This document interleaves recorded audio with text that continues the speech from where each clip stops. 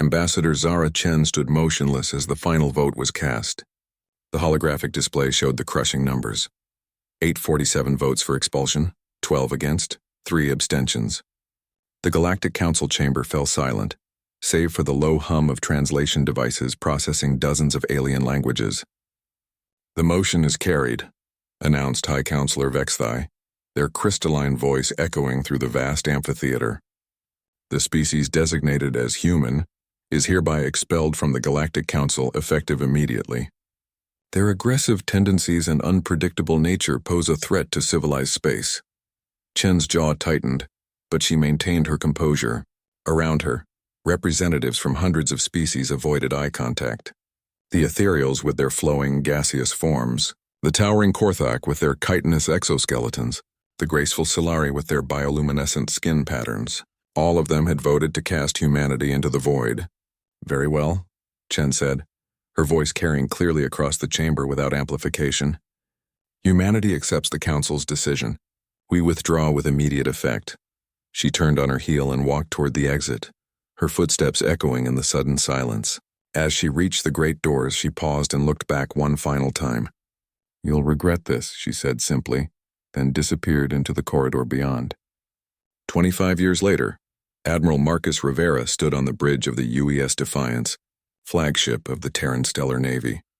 Through the massive viewports, he watched as the last of the Korthak defensive platforms fell to concentrated human firepower. The insectoid species had made the mistake of raiding human colony ships, thinking Earth's children were still the helpless refugees they had been decades ago. They were wrong. "Admiral, the Korthak fleet is requesting terms of surrender," reported his communications officer. Rivera nodded grimly. "Tell them we accept their unconditional surrender.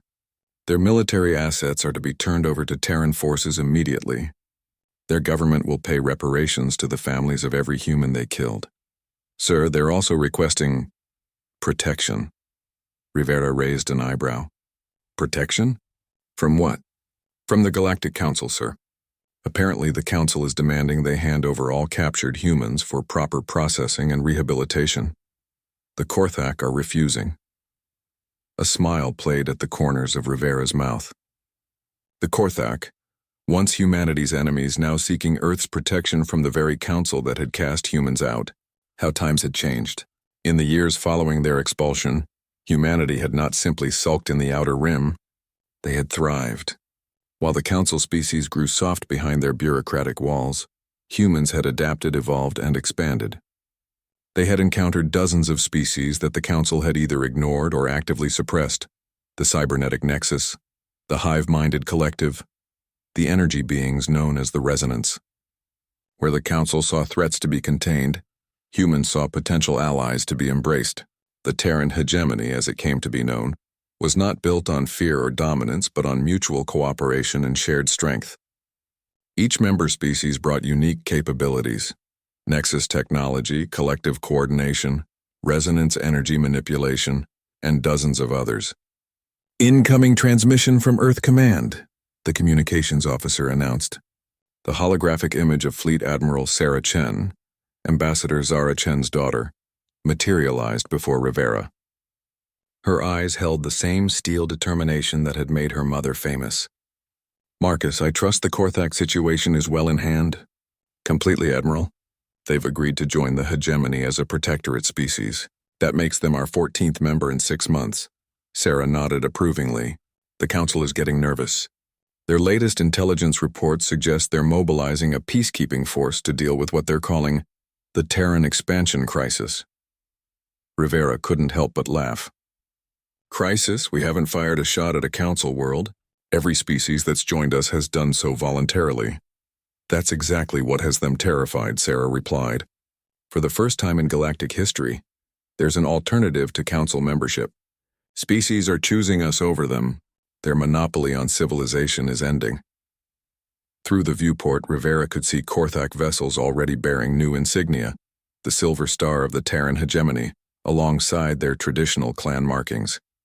In the distance, a massive space dock was under construction, built with a fusion of human engineering and nexus manufacturing techniques.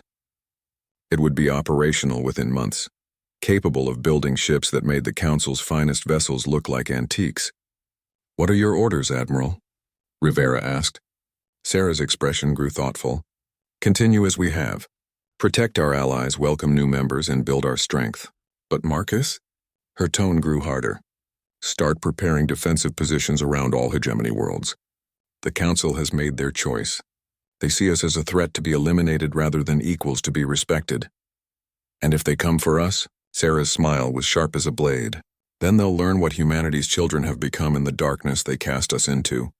We're not the same species they banished 25 years ago. We're stronger, smarter, and we're no longer alone." The transmission ended, leaving Rivera alone with his thoughts. Around him, the bridge crew, Human, Nexus, Collective, and now Korthak, worked in perfect harmony. This was what the Council had feared. Not human aggression, but human adaptability. The ability to turn enemies into friends, outcasts into allies, and exile into opportunity. Outside the viewport, the first hegemony starbase was taking shape, a symbol of what could be accomplished when species worked together, rather than merely coexisting under Council rule.